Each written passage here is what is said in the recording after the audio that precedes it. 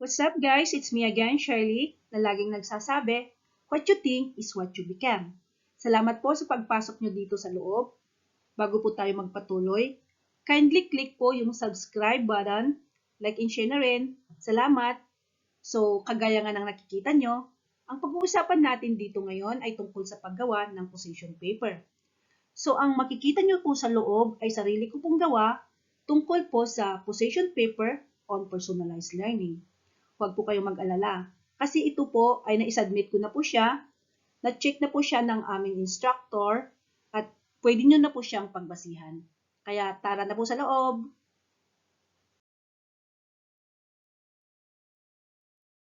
As you can see, this is the sample outline of position paper.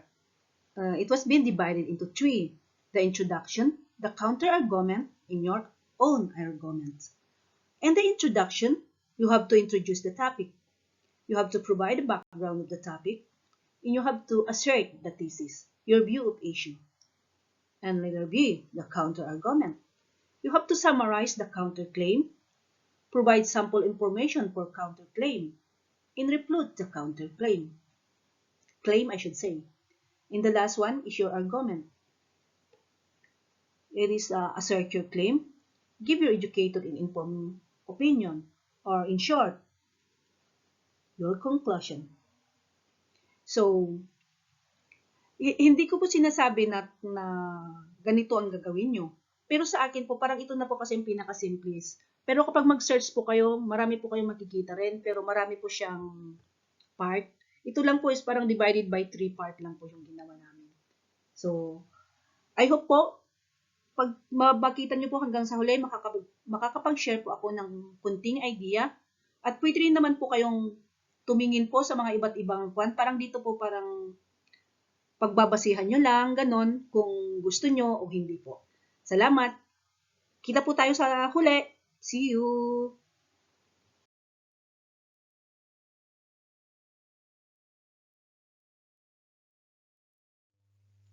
So today we will talk about personalized learning. The basic premise of personalized learning is the kids learn in different ways and at different paces. Personalized learning is a teaching model based on that premise. Each student gets a learning plan based on how they learn, what they know, and what their skills and interests are. It is the opposite of the one-size-fits-all approach used in most schools. Personalized learning is not a replacement for special education. It's an approach to general education that can work with an individualized education program. And personalized learning refers to instruction in which the pace of learning and the instructional approach are optimized for the needs of each learner. Learning objectives, instructional approach, and instructional content may all vary based on learning needs. In addition, learning activities are meaningful and relevant to learners, driven by their interests and often self-initiated.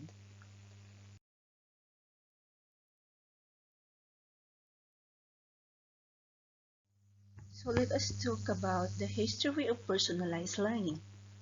Documented effort in personalized learning began in the late 1800s and early 1900s. This was then called the Pueblo Plan. This is the students allowed to move at their own pace in the learning environment. Not every student has to do the same things at the same time in the classroom. This is the one of the first recorded instances of personalized learning being formally introduced in the classroom. In 1960s and 1970s, the Keller Plan has been introduced. This one is where the students learn and master the contents. They will move to the next unit, and the other must relearn the materials and retake the test.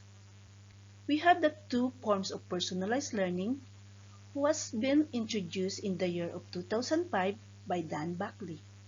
Number one is the personalization for the learners, where the teachers creating the learning experience for the students. And number two is the personalization by the learners, where the student themselves is the one to acquire skill to better adjust his or her own learning.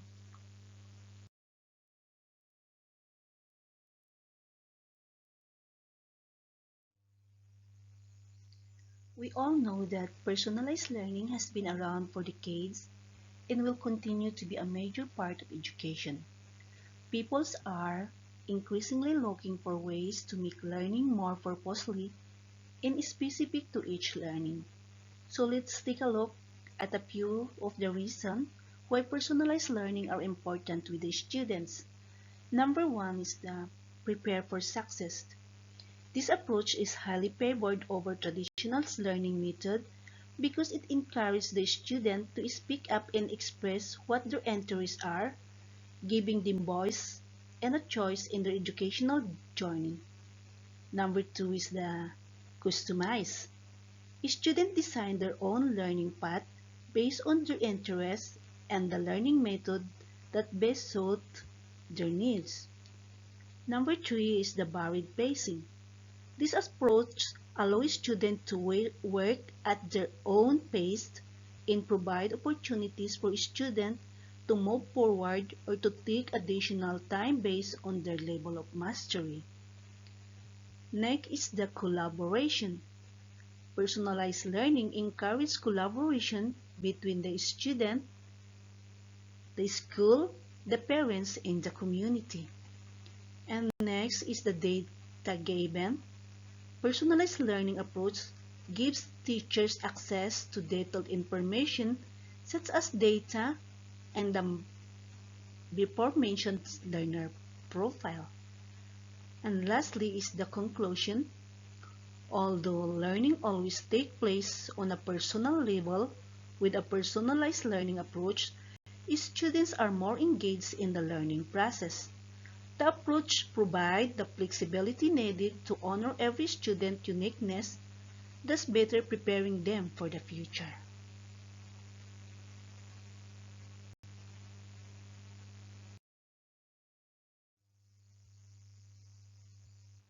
So we will discuss the pros and cons of personalized learning. We will first read about the pros of personalized learning, wherein it allows a student to take ownership of their own learning. Personal learning determine their destiny and are responsible for what they need to learn in order to satisfy the state academic standard. By the schools and teachers giving the student their power, the pupil feels that they have the purpose and some of it may be the reason they remain in the schools. Personalized learning may also assist students with learning to collaborate and communicate with their peers, which will transfer the skills so that they can use in the workforce as adults. Personalized learning can provide students with a sense that they belong to a group which can support them both physically and emotionally. And lastly, but not limited to this, is personalized learning is also provide a straightforward way to a student to demonstrate mastery of knowledge through means other than papers and pencils. So today we will discuss about the cons of personalized learning, wherein personalized learning needs extra preparation. In order to be able to provide personalized learning, the teacher needs to adjust their approach, pace, and style of learning to individual learners and their needs. However, it, it requires a lot of preparation. They have to identify the needs of individual learners so that they can develop a plan to meet their specific needs. Number two cons of personalized learning is personalized learning typically involves the use of technology, which can present a problem in some situations.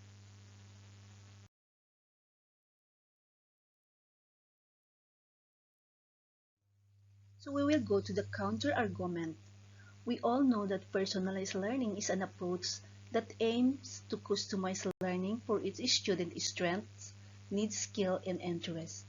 Therefore, it might surprise us to learn that there are negative findings about blended learning or technology-supported personalized learning. We have first the simple substitution of in-person learning with online learning is not effective. These findings have been replicated several times. Both of these studies support earlier, yet limited evidence, which suggested that blended environment produce greater academic gains than fully virtual environment. In other words, putting devices into the hands of students or even the hands of students and teachers with no additional support does not improve learning.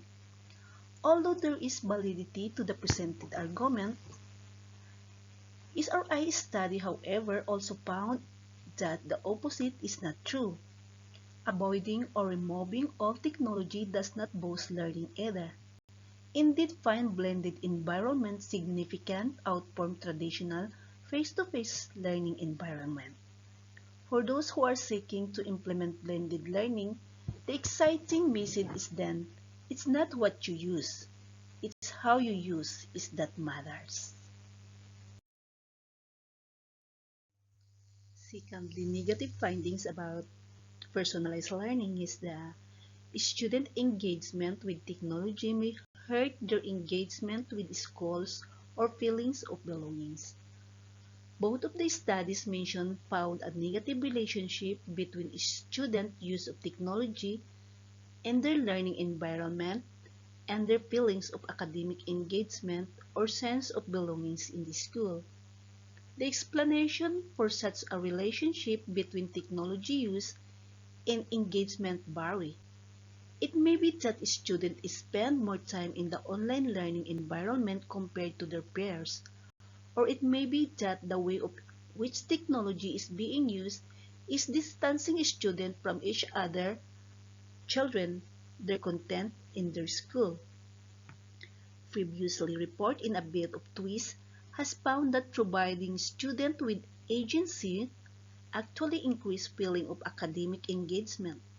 In any case, more research is needed here to figure out the mechanism behind these potentially deal-breaking unintended consequences of blended learning. Rather than being discouraged by this negative finding, why not embrace them and consider how one's action and decision can earnestly prevent doing harm to one's student? In the first case, truly understanding your teachers and students need and support them before and during implementation can raise your chances of achieving intended objectives.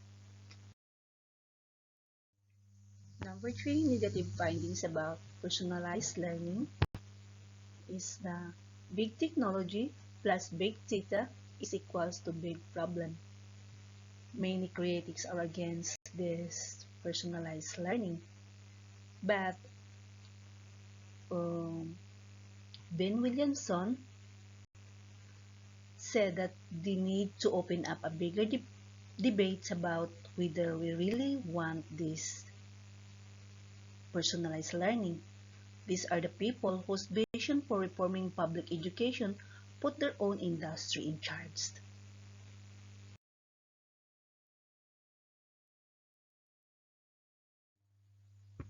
The creation of personalized learning requires technology solutions to make it cost-effective, scalable. Personalized learning has a great impact on learning outcomes when new concepts are linked to a person's previous experience. It results in better understanding and learning becomes more effective. In my conclusion, personalized learning of education has both pros and cons. In my point of view, personalized learning is necessary for people due to it relieves and accelerates a method to deepen themselves skill.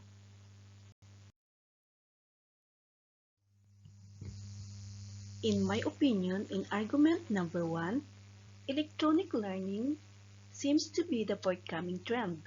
It has been extended widespread. The online method of learning is best suited for everyone.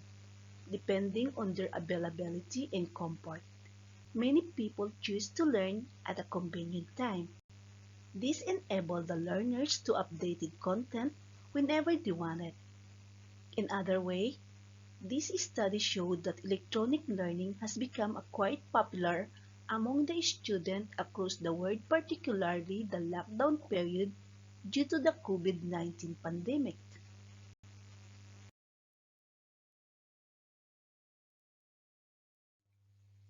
And argument number two, as technology becomes increasingly prevalent in the education system and workforce, it is important for students to become familiarized with various digital applications.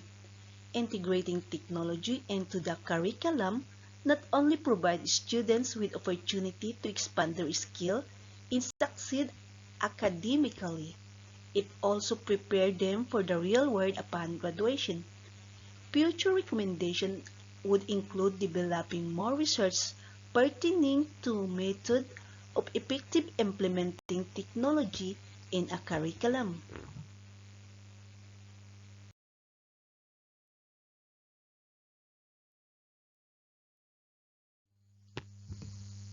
And argument number three, proponent of personalized learning promises that it can transform education as we know it.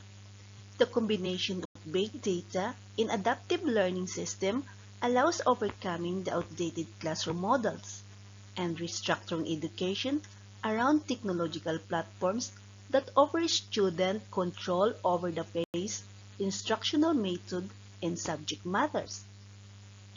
Applying big data to education help instructors to make better decisions while allowing others to replicate high-quality approaches, planning, and content. Big data is driving many aspects of smart adoption in education. In addition, the challenges that educator now faces are complex and multifaceted. They include the provision of suitable technologies that cultivate personalized learning while promoting learners' reflection and development of competencies. The study proposes the good combination of teaching and technology for a successful personalized learning. These are the references that I use in my research.